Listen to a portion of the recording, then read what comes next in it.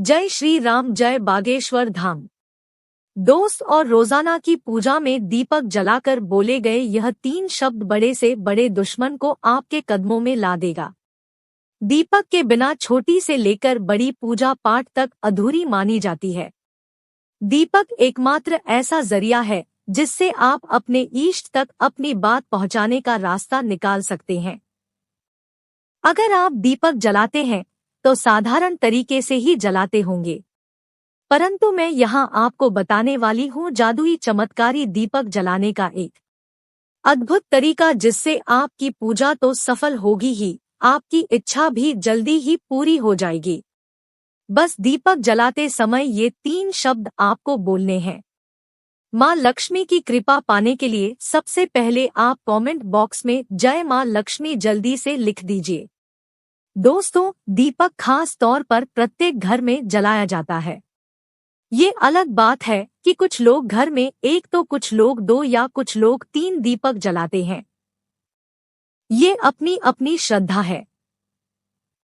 परंतु आपको मैं बता दूं कि शास्त्रों के अनुसार आप कम से कम 3 दीपक प्रतिदिन अवश्य जलाएं। 3 दीपकों से फायदा तो होगा ही और आपकी पूजा भी स्वीकार होगी। घर में नकारात्मक शक्ति नहीं आएगी, घर में धन की कमी नहीं होगी। अब मैं 3 दीपक का आपको जलाने कहा है, वो बताने जा रही हूँ, वो ध्यान से सुन लीजिए। पहला दीपक आप पूजा के मंदिर में जलाएं। यह सुबह शाम दोनों समय चलेगा। और दूसरा जो दीपक है वो तुलसी माँ के चरणों में, यानी तुलसी का जहाँ अपने गमला रखा है वहाँ पर आपको जलाना है। इससे घर में धन संपदा बनी रहेगी। तीसरा दीपक घर के मुख्य द्वार यानी कि चौखट के बाहर की ओर आपको लगाना है। दीपक का तेल का ही होना चाहिए।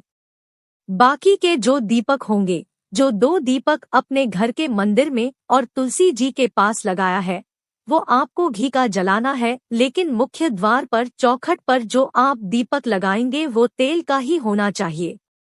दीपक जलाते समय पुरुष हो या फिर महिला सिर ढक कर ही दीपक जलाए। दीपक जलाते समय आसन जरूर लगाएं।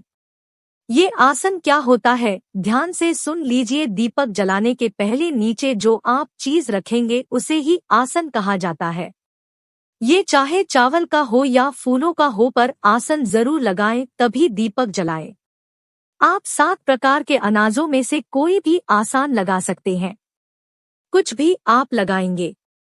अगर कुछ ना मिले तो पत्तों का आसन जरूर लगाएं, लेकिन आसन दीपक के नीचे लगाना अनिवार्य है, तभी भगवान पूजा स्वीकार करते हैं। एक चीज का आप सभी ज्यादा ध्यान रखें।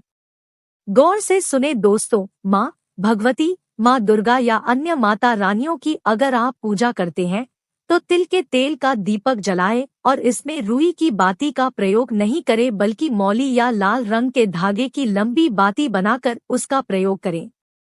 यह पूजा सबसे उत्तम और शीघ्र सफल होने वाली पूजा है। इसलिए आप ज्यादातर इस चीज का ध्यान रखें कि जब भी आप किसी माता रानी की पूजा करें तो वहां रुई की बाती की जगह आप लाल धागे की लंबी बात ही बना लें या फिर मौली की बाती बनाकर ही दीपक जलाएं। अगर आप साधारण पूजा करते हैं तो दीपक में गाय के घी का ही प्रयोग आपको करना चाहिए।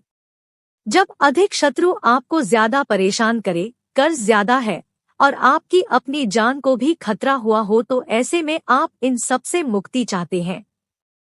आप चाहते हैं कि आपको शत्रु विरोधी परेशान न करे, तब आपको चारों दिशाओं से रक्षा चाहिए और सफलता हेतु सरसों या फिर चमेली का तेल आप मंगलवार के दिन हनुमान मंदिर में जलाएं। इस दीपक में रुई की गोल बाती का प्रयोग करें।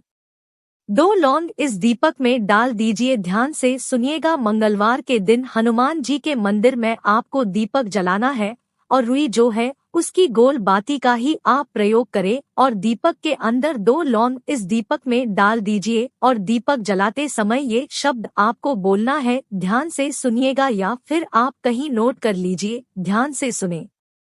शुभम करोति कल्याणम, आरोग्य धन संपदा शत्रु बुद्धि विनाशाया दीपज्योति नमोस्तुति। इसका अर्थ है शुभ और कल्याण। आरोग्य धन संपदा देने वाली, शत्रु का विनाश करने वाले दीपक की ज्योति को मेरा नमस्कार है। दीपक जलाने से घर में सुख समृद्धि आती है। भूलकर भी खंडित दीपक का आप प्रयोग ना करें। मिट्टी का दीपक का ही आप ज्यादातर प्रयोग करें या फिर पूजा के मंदिर में जो दीपक जलाया जाता है उसका आप प्रयोग करें। एक चीज का ध्यान रखें, दीपक जितना पुराना होता है वो उतना ही ज्यादा अभिमंत्रित हो जाता है, यानी कि पूजनीय हो जाता है। पुराने दीपक का खास महत्व होता है, उसका प्रयोग कर आप सभी कार्य सफल कर सकते हैं। इसलिए मिट्टी के दीपक का खास रूप से प्रयोग करें। किसी के सामने हाथ नहीं फैलाने पड़ेंगे आपको, इस चीज की मैं आपको गारंटी देती हूँ। वीडियो पसंद आई है तो वीडियो को लाइक करने के साथ चैनल को सब्सक्राइब कर दीजिएगा और पास वाले बेल आइकन को जरूर प्रेस कीजिएगा ताकि आने वाले हर वीडियो का नोटिफिकेशन सबसे पहले आपको मिल सके। वीडियो को ज्यादा से ज्यादा अपने व्हाट्सएप ग्रुप और फेसबुक ग्रुप पर शेयर कीजिए ताकि सनातन धर्म की ये छोटी सी जानकारी बड़े रूप में सभी तक जा सके और सभी इसका लाभ उठा सके। सनातन धर्म की ये जिम्मेदारी आप अच्छे से जरूर निभाएगा। मिलती हूँ अगले वीडियो में। जय श्री राम, जय बागेश्वर धाम।